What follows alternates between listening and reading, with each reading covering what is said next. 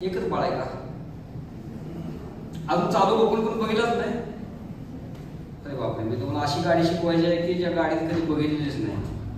ठीक आहे, मग ठीक आहे, लिहिली नाही. तर आर्डिनो वगैरे प्रोग्रामिंग करत असेल किंवा कुठल्याही आर्डिनो सोडून द्या, तुम्हाला सांगतो कुठल्याही गोष्टीचं प्रोग्रामिंग करत असेल तर तुम्हाला 3 ओळीचा मंत्र सांगतो. त्या 3 स्टेप फॉलो केल्या की तुम्हाला प्रोग्रामिंग जमते. ठीक आहे. तर काय असतं की पहिली गोष्ट म्हणजे नावं ठेवायची. काय करायचं? नावं ठेवायची. दुसरी स्टेप आहे म्हणजे कामं ठरवायची. आणि तिसरी स्टेप आहे म्हणजे कामाला लावायचं. ठीक आहे. हा 3 ओळीचा मंत्र झाला की तुम्हाला प्रोग्रामिंग 100% येतं. काय झालं? नावं ठेवायची, कामं ठरवायची, कामाला लावायचं. ठीक आहे. तर ते नावं ठेवायची म्हणजे काय असतं की बाय डिफॉल्ट जेव्हा तुम्ही आर्डिनो आयडिओ ओपन करता त्याच्यावर ना 2 प्रोसिजर येतात. एक सेटअप म्हणून एक येतं आणि लूप म्हणून येतं. ठीक आहे.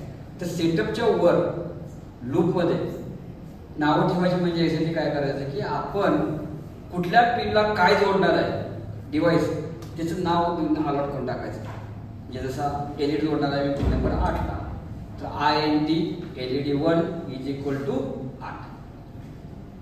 त्यानंतर सेटअपमध्ये याचं सेटअपचा उपयोग कशासाठी होतो की जनरली इनिशियलायझेशनसाठी होतो.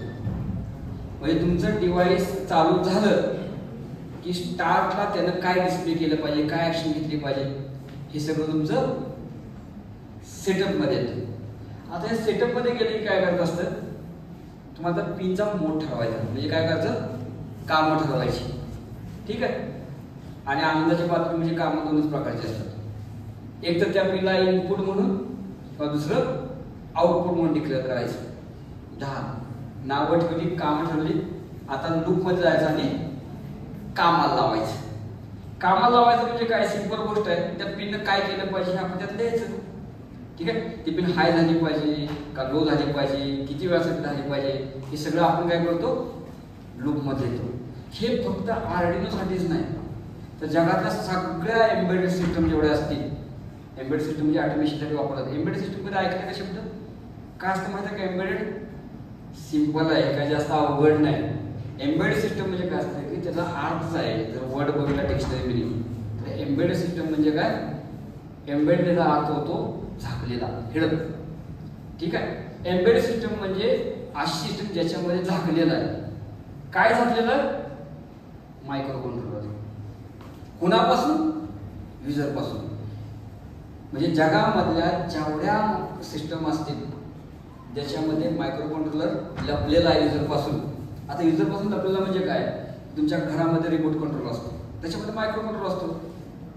कधी तुमच्या मम्मी पप्पाने विचार केला का बाळांनो, काय बापरे ह्यात 8 बिटचा मायक्रो कंट्रोलर आहे, तर त्यांना काय घेऊन देणं नाही. ठीक आहे. तुमच्या फ्रीजमध्ये मायक्रो कंट्रोल असतो. कधी विचार केलाय का अरे बापरे चालतंय कसं, मायक्रो कंट्रोल बंद पडला की किती बिटचा आहे, तुम्हाला कधीच प्रश्न पडत नाही.